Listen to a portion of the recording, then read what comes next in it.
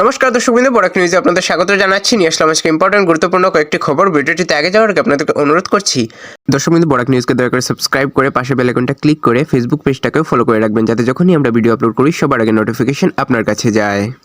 তো চলুন দেখে নেওয়া যাক আজকের ইম্পর্টেন্ট খবরগুলি। কাছাড়ে জ্বালানির কোনো সংকট নেই, আতঙ্কিত হয়ে কেনাকাটা না করার আহ্বান প্রশাসনের। কাছাড় জেলার পেট্রোল বা ডিজেলের কোনো সংকট নেই বলে স্পষ্ট জানিয়েছে জেলা প্রশাসন।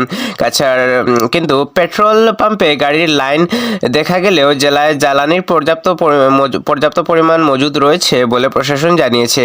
5ই মার্চ জারি করা এক প্রেস নোটে জেলা শাসকের দপ্তরের অধীনে খাদ্য গণবন্টন ও ভোক্তা বিষয়ক শাখা জানায়, কয়েকটি জ্বালানির স্টেশনে পেট্রোল ও ডিজেলের জন্য গাড়ির সারি দেখা গেছে। তবে জেলার সব পেট্রোল পাম্পে বর্তমানে পর্যাপ্ত পরিমাণ জ্বালানির মজুদ আছে। প্রশাসন বাসিন্দাদের অযথা উদ্বিগ্ন না হতে এবং জ্বালানি সংকটের গুজবে আতঙ্কিত হয়ে কেনাকাটা থেকে বিরত থাকার আহ্বান জানিয়েছে। এই জ্বালানি সংকটের গুজবে শিলচরের পেট্রোল পাম্পে দীর্ঘ লাইন। মার্কিন যুক্তরাষ্ট্র, ইসরায়েল ও ইরানের চলমান উত্তেজনার জেরে সম্ভাব্য জ্বালানির সংকটের গুজব ছড়িয়ে পড়ায় শিলচর ও কাছাড়ের বিভিন্ন পেট্রোল পাম্পে আতঙ্কিত হয়ে জ্বালানি কেনার হিড়িক পড়েছে। বৃহস্পতিবার একাধিক পেট্রোল পাম্পের সামনে গাড়ির দীর্ঘ লাইন লক্ষ্য করা যায়। বহু গাড়ি চালককে ট্যাঙ্ক ভরার জন্য অপেক্ষা করতে দেখা গেছে। শিলচরের রাঙ্গিরখাড়ি পেট্রোল পাম্পে বিশেষভাবে দীর্ঘ সারি দেখা যায়, যেখানে পেট্রোল ও ডিজেল কিনতে মানুষের ভিড় জমে। তবে পাম্প কর্তৃপক্ষ আমাদের প্রতিনিধিকে জানিয়েছে, বর্তমান জ্বালানির কোনো ঘাটতি নেই, নিয়মিত সরবরাহ চালু রয়েছে বলে তারা আশ্বস্ত করেন। গুজবে কান না দিয়ে আতঙ্কিত হয়ে মজুদ না করার জন্য সাধারণ মানুষকে অনুরোধ জানানো হয়েছে এবং সবাইকে শান্ত হয়ে থাকার আহ্বান জানানো হয়েছে। দর্শকবৃন্দ, আপনারা যদি এখনো আমাদের বরাক নিউজের ইউটিউব চ্যানেলটাকে সাবস্ক্রাইব না করে থাকেন, দর্শকবৃন্দ প্লিজ দয়া করে আমাদের বরাক নিউজের ইউটিউব চ্যানেলকে সাবস্ক্রাইব করে নিন এবং আমাদের বরাক নিউজের ফেসবুক পেজটাকেও ফলো করে রাখুন, যাতে যখনই আমরা ভিডিও আপলোড করব সবার আগে নোটিফিকেশন আপনার কাছে যায়। দর্শকবৃন্দ দেখুন, দর্শকবৃন্দ আমরা গত 4-5 মাস থেকে ভিডিও বানাচ্ছি, আপনারা সাপোর্ট করছেন না, আপনারা ভিডিও দেখছেন কিন্তু সাবস্ক্রাইব করছেন না। দর্শকবৃন্দ প্লিজ দয়া করে সাবস্ক্রাইব করে রাখুন। আপনারা যদি সাপোর্ট না করেন আমরা কখনোই আগে যেতে পারবো না। সো সাবস্ক্রাইব করে রাখবেন দর্শকবৃন্দ। আসাম নির্বাচনের আগে এআইইউডিএফ দল ছাড়লেন সোনাইয়ের বিধায়ক করিমউদ্দিন বড়ভূইয়া। আসাম বিধানসভা নির্বাচনের প্রাক্কালে সোনাই কেন্দ্রের বিধায়ক করিমউদ্দিন বড়ভূইয়া এআইইউডিএফ দল অর্থাৎ all India United Democratic front দল থেকে ইস্তফা দেওয়ার সিদ্ধান্ত নিয়েছেন। ফেসবুকে দেওয়া এক পোস্টে তিনি জানান, সমাজের বিভিন্ন স্তরের মানুষের সঙ্গে, বিশেষ করে সোনাই বিধানসভা কেন্দ্রের বাসিন্দাদের সঙ্গে আলোচনা করার পর তিনি দল ছাড়ার সিদ্ধান্ত নিয়েছেন। তিনি লিখেন, আজ আমি এআইইউডিএফ দল ত্যাগ করার সিদ্ধান্ত নিয়েছি। সোনাই সমষ্টি সহ সমাজের বিভিন্ন স্তরের মানুষের সঙ্গে আলোচনা করে এই সিদ্ধান্ত নিয়েছি।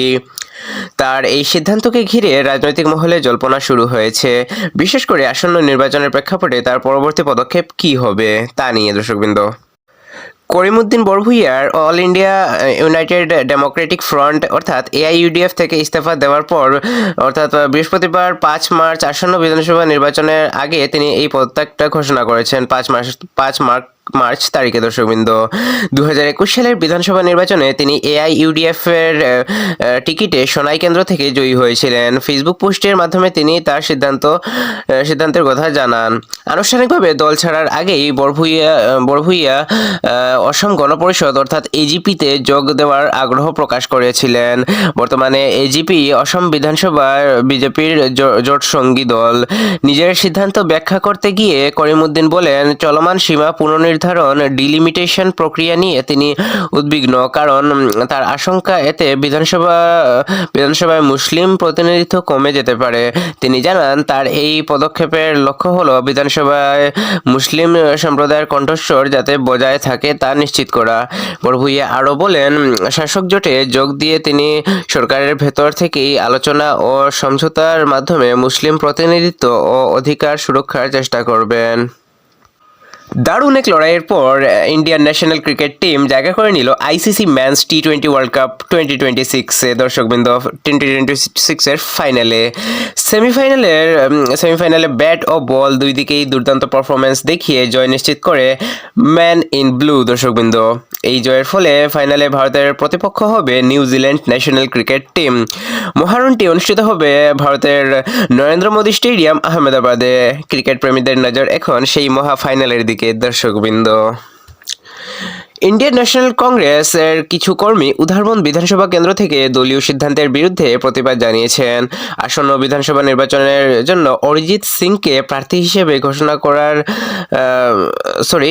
অজিত সিংকে প্রার্থী হিসেবে ঘোষণা করার অসন্তোষ প্রকাশ করেন তারা দর্শকবৃন্দ।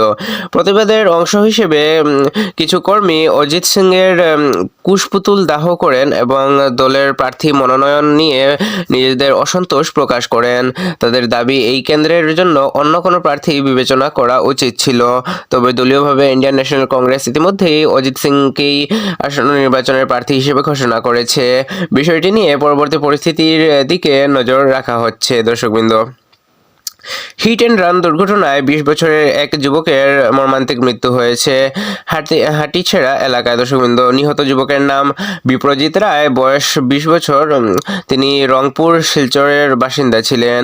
খবর অনুযায়ী 5ই মার্চ সন্ধ্যা প্রায় 7টার দিকে বনদুর্গা টেম্পল অর্থাৎ বনদুর্গা মন্দিরের কাছে এই দুর্ঘটনা ঘটে। বিপ্রজিৎ স্কুটার নিয়ে রংপুর থেকে ডলুর দিকে যাচ্ছিলেন। সেই সময় বিপরীত দিক থেকে আসা এক গাড়ি ভুল দিক দিয়ে এসে তাকে ধাক্কা মারে এবং সঙ্গে সঙ্গে ঘটনাস্থল থেকে পালিয়ে যায়।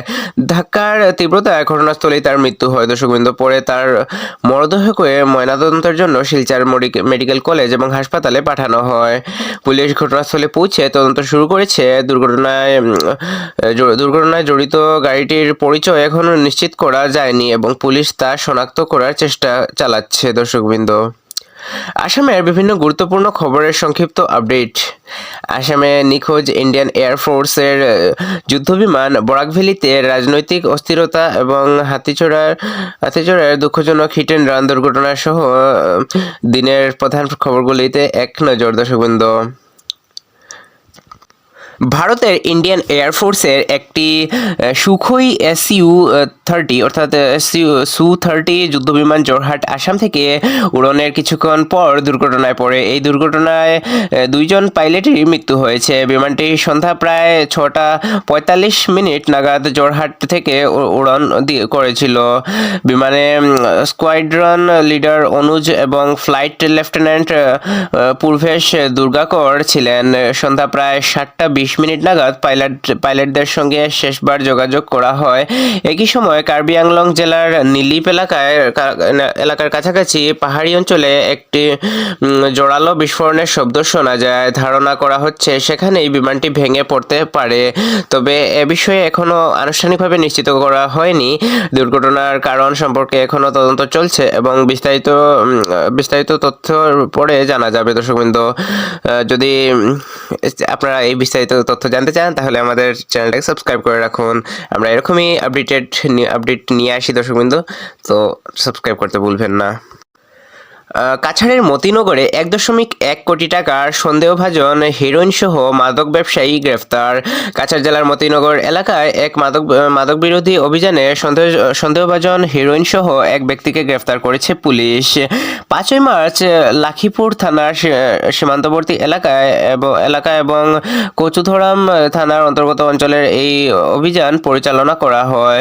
সূত্র অনুযায়ী অভিযানের সময় অভিযুক্ত ব্যক্তি পালানোর চেষ্টা করলে পুলিশ সদস্যদের সঙ্গে ধস্তাধস্তি হয় এবং এতে কয়েকজন পুলিশ কর্মী আহত হন। গোপন সূত্রের তথ্যের ভিত্তিতে পুলিশ ওই ব্যক্তিকে আটক করে এবং স্বাধীন সাক্ষীদের উপস্থিতিতে তল্লাশি চালায়। তল্লাশির সময় একটি ব্যাকপ্যাক থেকে 15টি